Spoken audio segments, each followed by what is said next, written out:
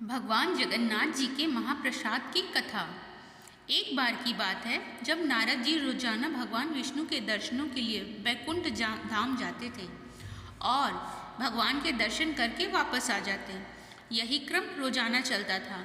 एक दिन नारद जी के मन में यह विचार आया कि काश मुझे भगवान का महाप्रसाद मिल जाए तो कितना अच्छा होगा। यही विचार करके वो माता लक्ष्मी जी के पास गए और आग्रह करके कहा, माता, क्या आप मुझे भगवान का प्रसाद दिलवा दोगी? आपकी बड़ी कृपा होगी। मगर माता लक्ष्मी कहती है कि भगवान का प्रसाद मिलना इतना आसान नहीं है। उसके लिए भगवान की आज्ञा अत्यंत आवश्यक है। बिना भगवान की आज्ञा के मैं किसी को भगवान का प्रसाद नहीं दे सकती।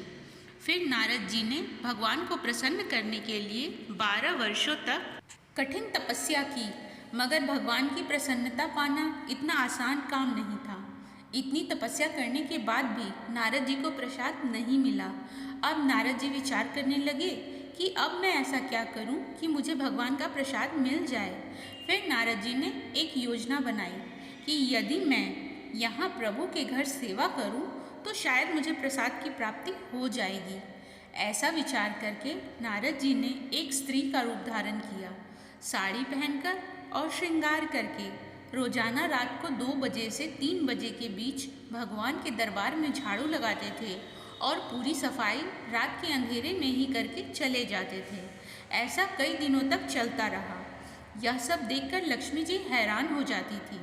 इतनी सुबह सुबह कौन पूरा दरबार साफ करके जाता है, ये तो जानना ही पड़ेगा। एक दिन लक्ष्मी जी निश्चय करती है कि जो कोई भी यहाँ आकर रोज सफाई करता है मैं उसको छुपकर देखूंगी और फिर पकड़ लूंगी। इसलिए वो रात को ही पेड़ के पीछे छुपकर खड़ी हो गई।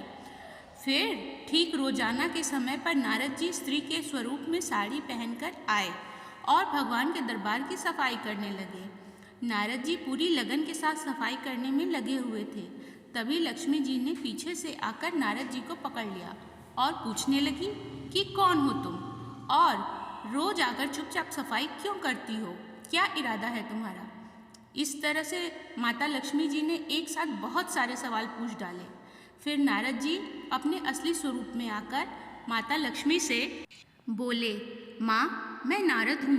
भगवान के प्रसाद को पाने की भावना से भगवान की सेवा कर रहा हूँ ताकि भगवान प्रसन्न होकर प्रसाद देने की कृपा करें। फिर लक्ष्मी जी बोली, आपने इतने साल तक तपस्या की, फिर भी आपको प्रसाद नहीं मिला और अब आप प्रसाद पाने के लिए झाड़ू लगा रहे हो? माता बहुत आश्चर्यचकित हो गई। मगर नारद जी पर तो धुन सवार थी कि प्रभु का प्रसाद खाना है।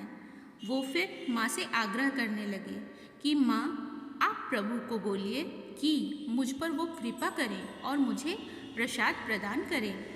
फिर माता लक्ष्मी जी नारायण भगवान विष्णु के पास गईं और प्रभु से पूछा कि नारद जी आपके प्रसाद के लिए बहुत आग्रह कर रहे हैं। प्रभु, कृपा करके उनकी विनती स्वीकार करो। फिर नारायण भगवान विष्णु मुस्कुराए और बोले कि आप जाकर नारद जी के लिए 56 प्रकार का भोजन तैयार करो।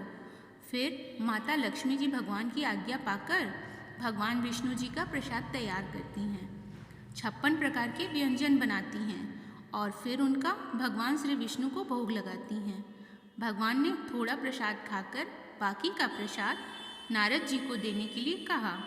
तब माता लक्ष्मी जी ने प्रभु की आज्ञा से नारद जी को भगवान का प्रसाद दिया। नारद जी बहुत ही अधिक प्रसन्न हुए और बहुत ही चाव से पूरा प्रसाद खा लिया। फिर तो नारद जी भगवान का नाम जितना जपते वो उसका लाख गुना हो जाता, क्योंकि भगवान का प्रसाद जो नारद जी ने खाया था। इसी प्रकार नारद जी नारायण नारायण करते हुए बैकुंठ धाम से सीधे चले गए भगवान शिव के धाम। नारद जी को इतना अधिक प्रसन्न देखकर भगवान शिव ने पूछा कि क्या बात है? नारद जी, किस कारण आप इतना अधिक प्रसन्न हो?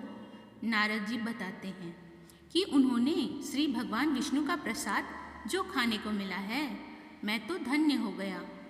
भगवान शिव ने नारद जी से कहा, यह तो गलत बात है नारद जी, आपने अकेले ही भगवान का पूरा प्रसाद खा लिया, थोड़ा तो हमारे लिए ले आते। नारद जी बोलते हैं कि भगवान का प्रसाद खाते हुए मुझे भगवान के सिवा कुछ और याद ही नहीं रहा, इसलिए मैंने सारा प्रसाद खा लिया। तभी भगवान शिव की नज़र नारद जी के मुंह पर लगे एक चावल के दाने पर पड़ी। भगवान शिव ने वो एक दाना ही प्रसाद ग्रहण कर लिया। फिर तो वो भी भगवान विष्णु में ही मग्न हो गए और खुशी से नृत्य करने लगे। माता पार्वती ने जब भगवान शिव को इस तरह से भक्ति भाव में विलीन होकर नृत्य करते हुए देखा तो वो भी पूछने लगी कि ऐसा क्या हुआ है जो आप इतने अधिक प्रसन्न दिखाई दे रहे हैं, कृपा करके बताइए। भगवान शिव ने सारी कथा माँ पार्वती जी को बता दी। फिर तो माता पार्वती नाराज हो जाती हैं और भगवान शिव से कहती हैं कि मैं आपकी अर्धांगिनी हूँ, फिर भी आपने मुझे प्रसाद नहीं दिया और अकेले ही भगवान का प्रसाद खा लिया। आपको एक दाना मिला था तो आप आधा मुझे दे देते। माता पार्वती जी नाराज होकर बैकुंठ धाम प्रभु विष्णु जी के पास जाकर उनसे लड़ने लगी। उन्होंने कहा कि आपने मुझे अपना प्रसाद नहीं दिया और नारद और भगवान शिव जी को प्रसाद मिल गया, सिर्फ मुझे ही नहीं मिला। फिर भगवान माता लक्ष्मी जी से कहते हैं कि आप फिर से भोजन बनाइए और फिर वो प्रसाद माता पार्वती जी को भी प्रदान करिए। तब जाकर माता पार्वती का क्रोध शांत हुआ। तब भगवान विष्णु जी ने माता पार्वती जी को वचन दिया कि मैं कलयुग में दारु ब्रह्मा रूप में जगन्नाथपुरी में विराजमान होऊंगा। वहाँ पर मेरा 56 प्रकार का प्रसाद बनेगा। वह प्रसाद मुझे चढ़ाने के बाद आपको सबसे पहले दिया जाएगा।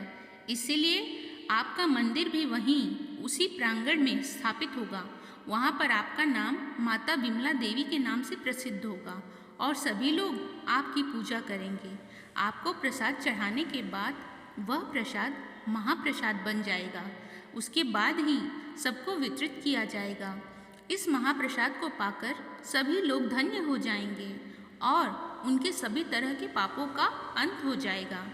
तो आपने देखा कि भगवान का यह महाप्रसाद पाने के लिए देवताओं को भी बहुत तप करना पड़ता है और हम सब यह महाप्रसाद भगवान जगन्नाथपुरी के धाम में प्राप्त कर सकते हैं। इस महाप्रसाद की महिमा अपरंपार है।